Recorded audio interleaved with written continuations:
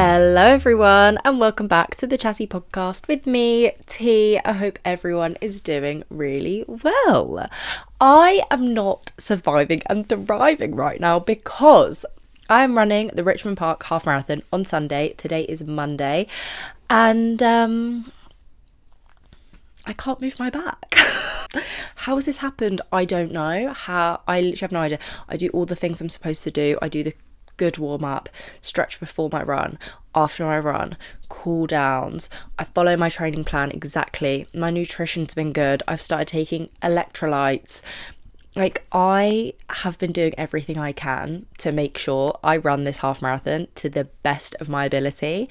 And I was in the shower on Thursday evening and all of a sudden I get a sharp shooting pain down the left side of my back. Whenever I move towards the right, it's like a sharp twinge pain and pulls, and I cannot run right now. I cannot run. That impact of hitting the floor, no, it's so painful. So my training, I had 2 runs to do on Saturday, Sunday.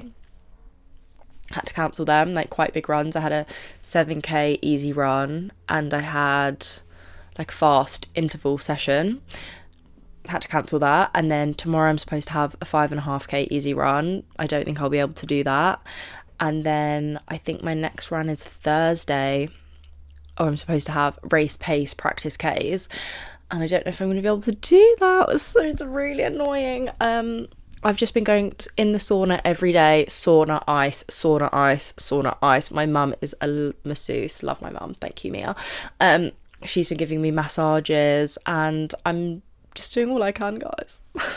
I'm doing all I can so that I can run on Sunday. But I'm mentally so scared that all my training is going to be undone by missing 4 runs before my half, which I know is realistically not going to happen. It's not going to make that much of a difference. I'm just trying to keep my mobility up. So was in the gym today doing step ups, lunges. I did a yoga. What is it called? Going through my vinyasas, mobility, stretching, really doing everything I can to make sure that I can run this half marathon on Sunday and run it well. I am so determined to run it sub 2 hours. And it's something I can do it. To run it in sub 2 hours, I just have to run it at, but just below a 5:41 pace. And I know I can do it. If I'm running to the best of my ability, I can do it. And I just really don't want this back injury to stop me from doing that because I will be really sad. But yes, that has been my week. I don't really have any major stories of the week this week. I've been quite boring. I did my BBC stage 3 to the apprenticeship, which went well, I think. I had a virtual interview, so weird. Had 3 questions, 2 were recorded, video recorded, 1 was written. I think it went well. I don't know. I feel you never really know when you're not face to face with someone. And yeah, I won't find out if I've got that or not by mid-April, so we're just going to keep being unemployed until then. No, I have applied for other things, but hopefully I get this thing. It would be so ideal if I get this BBC apprenticeship because it starts in September, and which means I get my full summer. And speaking of summer, on today's episode we are going to be going through my calendar of summer 2025, and I'm going to be talking about all the festivals and raves and events I have booked, and I'm going to give you a review because I've done most of them before, so 'tis the period of booking summer events, so I thought I'd give you some ideas of what to book, maybe for coming up things, or if you're hesitant to book an event, didn't know what it was like, maybe you'll know a bit more what it's like. And if I haven't gone to this event before, maybe you can tell me if you liked it, if you have gone before. So yeah, should we dive in to this week's video? So let's start from the top. On the 7th of March, which is literally... is that next week? Yeah, on the 7th of March, which is next week, I have Sub Focus at Alexandra Palace, which I am so excited for. Sub Focus is probably my favourite D&B DJ. I just think Vibration is literally the best song ever to be invented. I don't even think you can class it as a song. I think it's above a level of a song. It's amazing. Really excited to do that. Obviously, I've never done it before because it's just a Sub Focus, it's his own event. But if you ever see Sub Focus on a lineup, book it, because he's amazing. Like, amazing. Sub Focus, Andy C, Dimension, Wilkinson. They're like the 4 big ones that I would say are like, wow, like take you on a journey, really special DJs. And I just wouldn't want to miss any of their sets. So I'm really excited for that. But what we are doing is we're going straight from Sub Focus, Circular Sound, Ali Pali, which finishes at 10:45. We're going straight to Ministry of Sound straight afterwards, because Vibe Chemistry and Alchemist are at Ministry of Sound, and I love Vibe Chemistry and Alchemist. I love them both, but Vibe Chemistry I absolutely love. And yeah, again, I've never been to this event before, because it's just like a little random one-off. It's not like a festival, but amazing DJs. So that's gonna be a heavy day, Friday the 7th of March. So yeah. Then in April, I'm seeing Fox Stevenson, which is more of my boyfriend's choice, because A Little Sound is playing on the same day, but it's okay, we won't talk about it. I love A Little Sound. Yeah, Fox Stevenson is playing, and he's one of my boyfriend's favourites. He's like a really like rocky style of D&B. Amazing, like so good. Yeah, excited for that. I've never seen Fox Stevenson live before, so hopefully that'll be good. Okay, then also in April 26th, day after my birthday, everyone, I'll be 23. Kings of the Rollers Royal Rumble in London. I will be there. I'm so excited. That's like my little birthday bash, and again, because it's like an event put on by a DJ, it's not happened before, but I'm so excited. I love Kings of the Rollers. They opened the Origin stage at Boomtown last year, and it was amazing, and I've listened to Kings of the Rollers since I started listening to drum and bass. They were like one of the first group of DJs like I started listening to, and I'm very excited for that. That is going to be so good. So yes.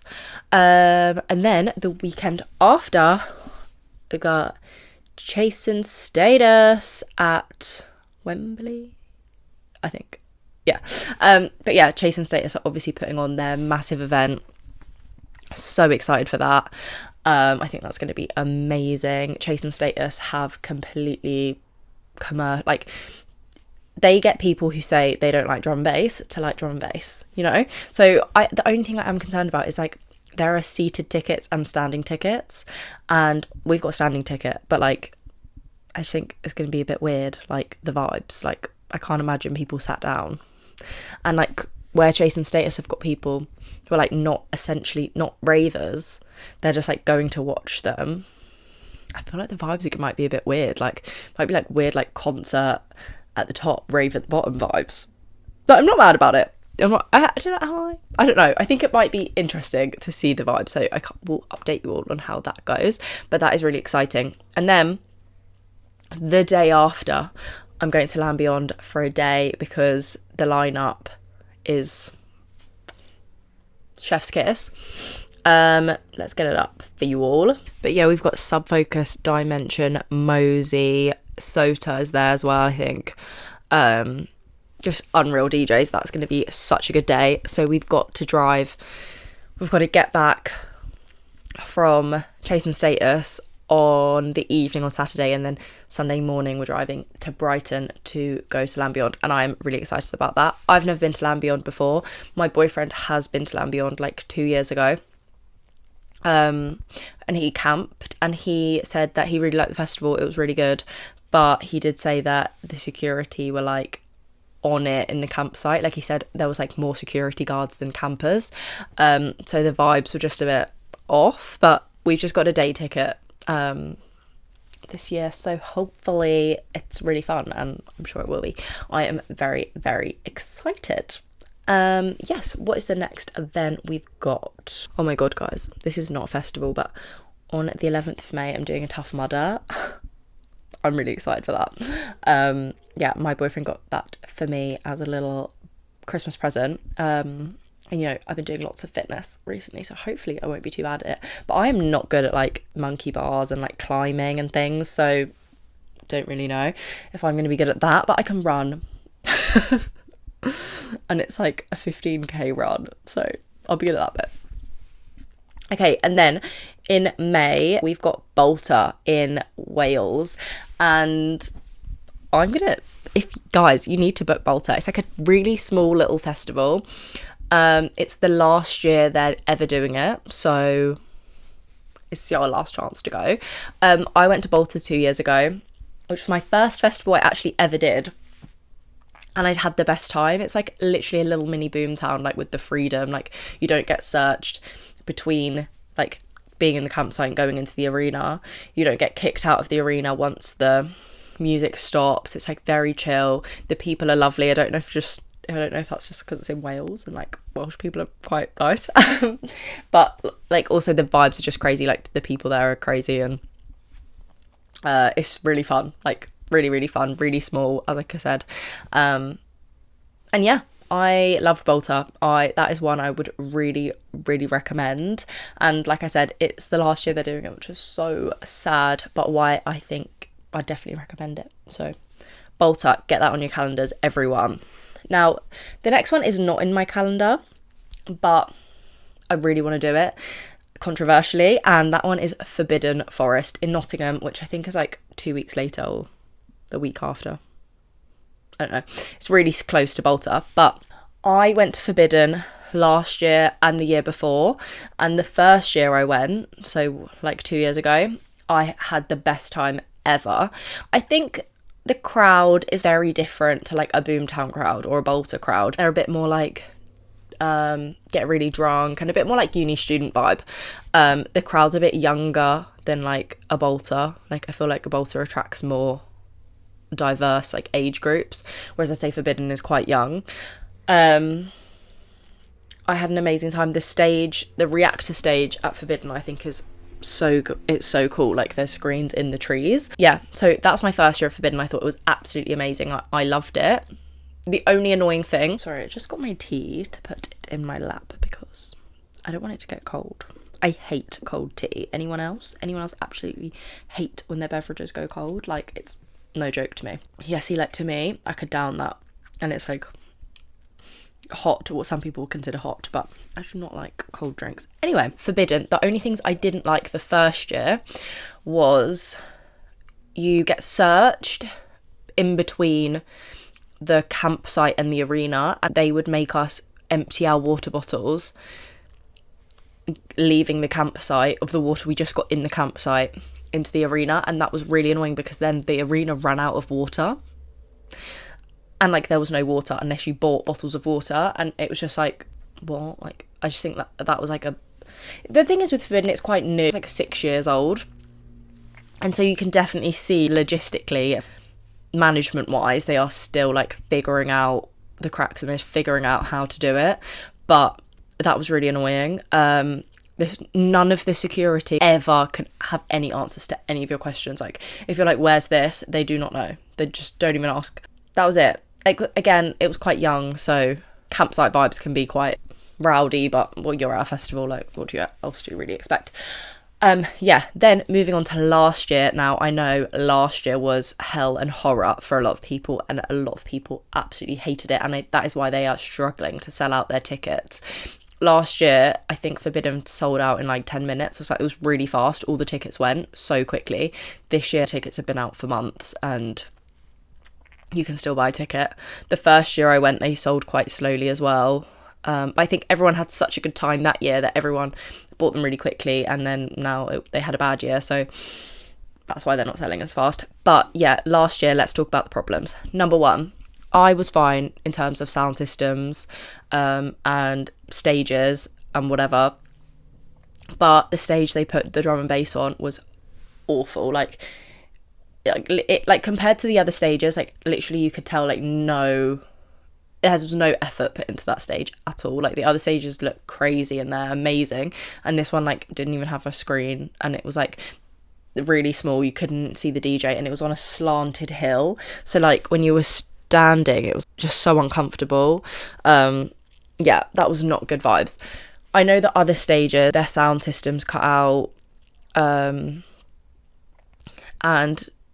the ground, it rained, and this was another thing, because it rained, your festival in England, prepare for the rain, they started both days, the Friday and the Saturday, hours late, and because of it, like, acts were being cancelled, the like timetable was being changed around, no one knew what the new changes were, so like you didn't know what stage to be on at what time because you didn't know the set times were changing, and the app could only run on Wi-Fi, and obviously you've got no Wi-Fi, you're in the middle of a field.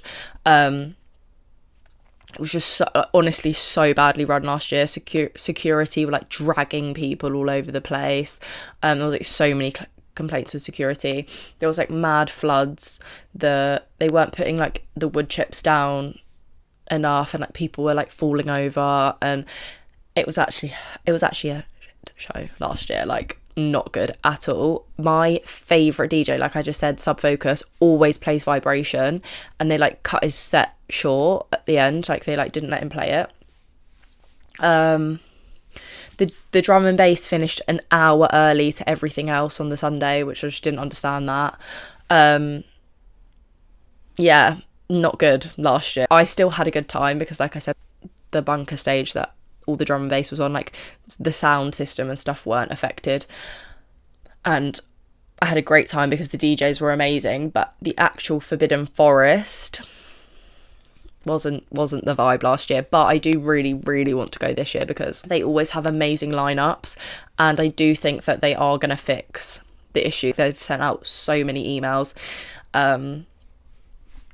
discussing like what they're doing to like make sure what happened last year doesn't happen this year, and hopefully the weather will be nice. Say a prayer, everyone. And yeah, I really want to go to Forbidden again this year. It's just the money thing, really. So I'm hoping that I still haven't sold out tickets by my birthday, and then for my birthday I can get a Forbidden ticket. But yes. Oh, another annoying thing about Forbidden, the only way you can have a shower is if you buy the shower pass, which is like £45. And I also buy the shower and loo pass because the loos at Forbidden Forest are the worst festival loos I've ever seen. Like, they fill up all the way to the top with within like literally half a day, and then they don't ever go down, and I just don't understand how, if you're a girl, you can wee on that. Like, I don't even understand how you can squat and hover over that. I don't get it. Like, it was just going to splash right back up you. Oh, the thought of it is actually horrendous. And God forbid you needed a poo. Like, I don't understand what you're going to do there. And yeah, like, all other festivals have these toilets, which are like, you walk up the stairs and it's a toilet seat on a hole, and then underneath it is like just a big bin, and they just swap the bin out. They don't fill up like that. They do fill up, but like you just change the bin underneath. Whereas Forbidden Forest have portaloos, which are just not feasible for a festival, I don't think, where that like so many people are going to the toilet like all day. You're gonna like, they're consistently getting full up. So I just don't think the toilet situation is really bad at Forbidden. I hope that's something they fix this year. And yeah, I buy the shower and loo pass so that I can shower and use the toilet. And whereas like in Bolter, you don't have to spend £40 to £90 to get nice showers and loos. Like, on the day, if you want to shower, you can just spend £4 and go and shower, which I think is so much better than having to spend crazy amounts of money on this stupid shower pass. Just because they clean it after every use. They say the showers at like Bolter, where you pay £4, like they still get cleaned. It's not that bad. Like, yeah, that's annoying about Forbidden, is the showering loo situation.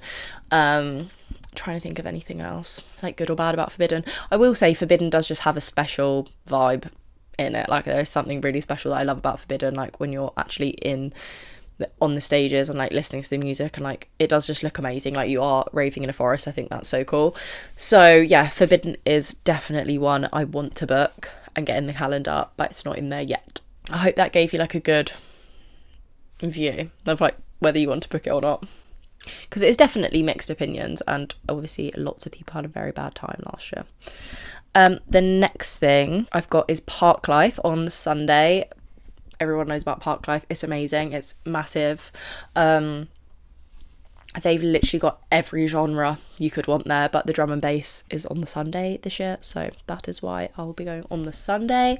I went to Parklife not last year, but the year before, and my phone was stolen. That was where I lost the second phone. If you listen to my phone was stolen episode, you know about me and my phones. But I had the best time ever. The only thing I didn't like was that they put the drum and bass in like the worst stages. Like the weather was like so nice, and we got put in a tent on the first day, which like was literally not that bad. Like it was like massive, loads of room. But on the second day we got put in an actual little hut. Like it was a hut, and when you were walking towards it, so many people were like crammed into it that you could see thick, foggy, sweaty air leaving the sides of the hut. It was such a sweatbox. It was the worst sweatbox I've ever been in raving. But the vibes in there were amazing. So pros and cons. But last year they put the drum and bass on a nice outside stage. And instead of having it spread across 2 days, it was just on one day. So I think they're doing the same this year. And I'll be excited. I'm excited for that. And that's in Manchester.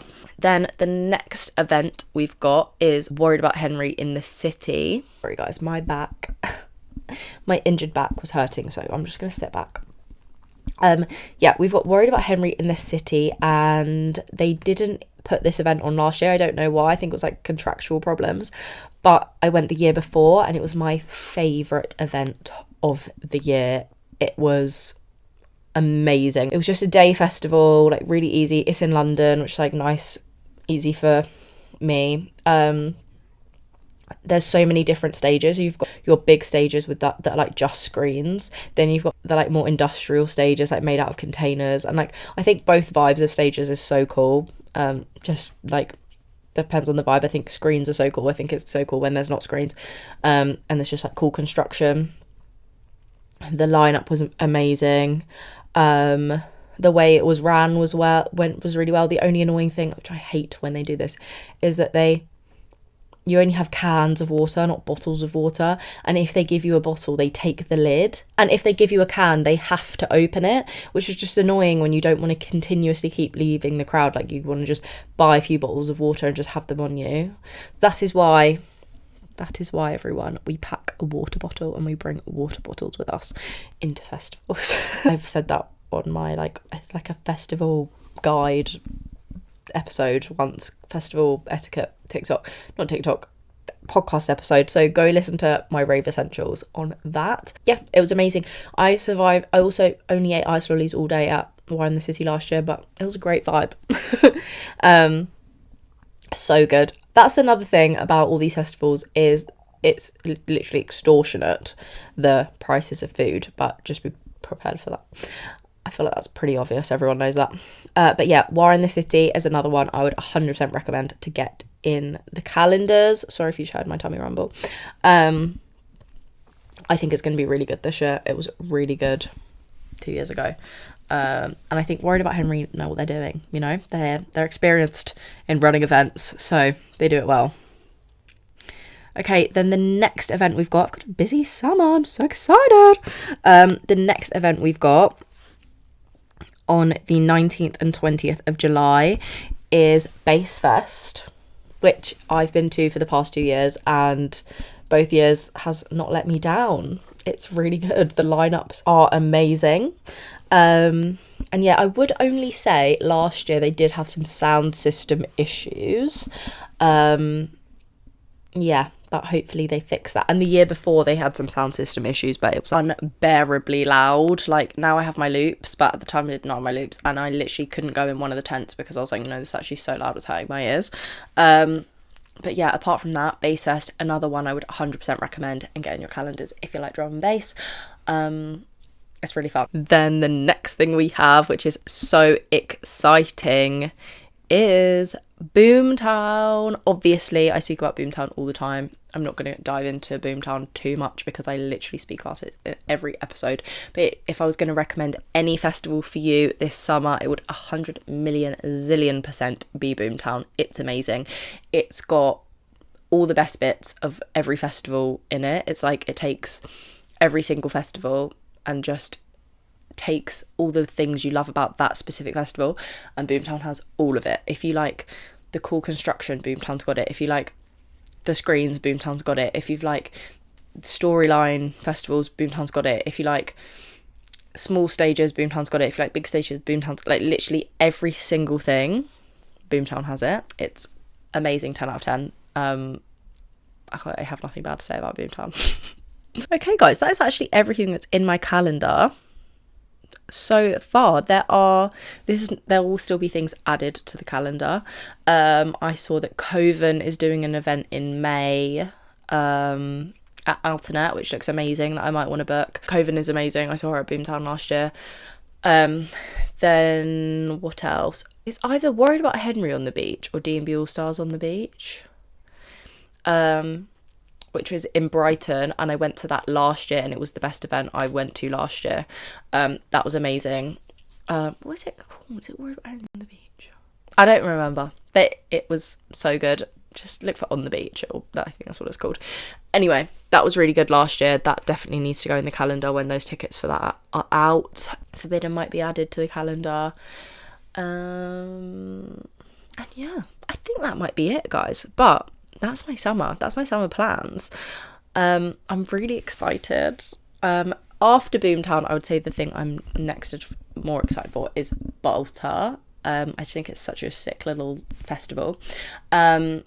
I will be doing, as festival season approaches, some more, festival related content. I'm a girly that loves a good outfit, but also I cannot be uncomfortable. So if you want comfortable festival what to pack ideas, I can do that for you. What to pack for a festival, anything, literally festival content, I am all down to do that. So just let me know if you would want me to. And yeah, I have been documenting my half marathon training on TikTok. Follow me on TikTok. It's the Chatty Podcast. Chatty spelled CHATTEE.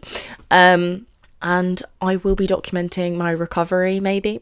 But I will definitely document what happens in the half, and hopefully everything goes well and I can run. Please pray for me, everyone.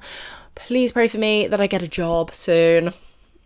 And yeah, I've really been enjoying creating TikTok content, and I'm nearly at 500 followers on TikTok, which might not be a lot to some people, but I'm absolutely gassed about that.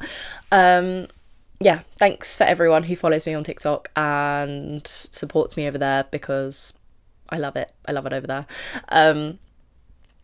Yeah, please go follow me on there if you haven't already. If you're here from TikTok, hey, can you please like, comment and subscribe? Please subscribe if you like my content. Comment, let me know what you want to see. Let me know what you think about my videos. Let me know some festival feedback, what festivals you will be going to.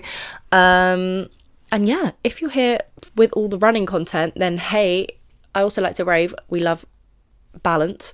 And yeah, I hope you all have a lovely week. Please let me know what you want to see next week. If you're listening to this on any of your podcast apps, please give us a 5-star review and follow us. I say us, it's literally just me, but it sounds like an organisation if I say us. And yeah, if you're watching on YouTube, like, comment and subscribe. Go follow us on all the socials. And yeah, love you all. Bye.